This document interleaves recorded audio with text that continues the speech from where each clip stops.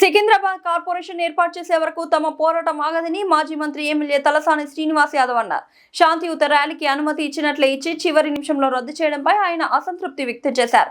ఫిబ్రవరి మొదటి వారంలో వేలాది మందితో భారీ ర్యాలీ నిర్వహిస్తామని, ఈ ఆందోళనకు మద్దతు తెలిపిన ప్రతి ఒక్కరికి కృతజ్ఞతలు తెలిపారు. ప్రభుత్వం దిగొచ్చే వరకు పోరాటం కొనసాగుతుందని ఆయన స్పష్టం చేశారు. ఏదో షాప్ బంద్ చేయాలని లేకపోతే రోడ్ల మీద పడి ధర్నాలు రాస్తారోకోలు ఇష్టానుసారం మనం చేస్తలేం. మనం అడిగింది పీస్ఫుల్ ర్యాలీ.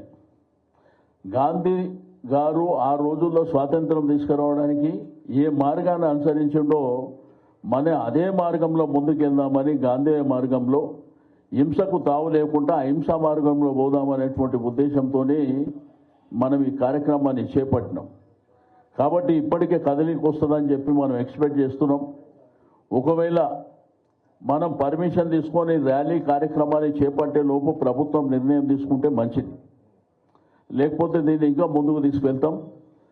సికింద్రాబాద్ ప్రాంతంలో నివసిస్తున్నటువంటి ప్రతి ఇంటిని తట్టి లేపుతాం. ఎందుకంటే ప్రతి ఒక్కళ్ళు కూడా దీంట్లో భాగస్వామ్యం కావాల్సినటువంటి అవసరం ఉంది. ఇది మన అస్తిత్వానికి సంబంధించినటువంటి అంశం, మన ఆత్మ గౌరవానికి సంబంధించినటువంటి అంశం. కాబట్టి ఈ కార్యక్రమంలో నేను అరెస్టులు అయి కొంత ఇబ్బంది పడ్డారు. నేను ఎప్పటికప్పుడు పోలీసు వాళ్ళతో కూడా మాట్లాడుతున్నా.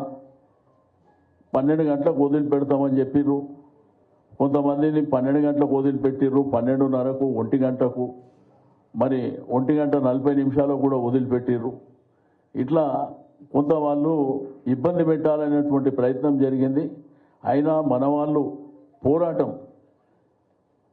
మరి మా యంగ్స్టర్స్ కానివ్వండి, పెద్దలు కానివ్వండి, అందరూ కూడా ఒక ఫైటింగ్ స్పిరిట్తో పోరాటం చేసినందుకు నేను అందరికీ మనస్ఫూర్తిగా అభినందనలు తెలియజేస్తున్నా.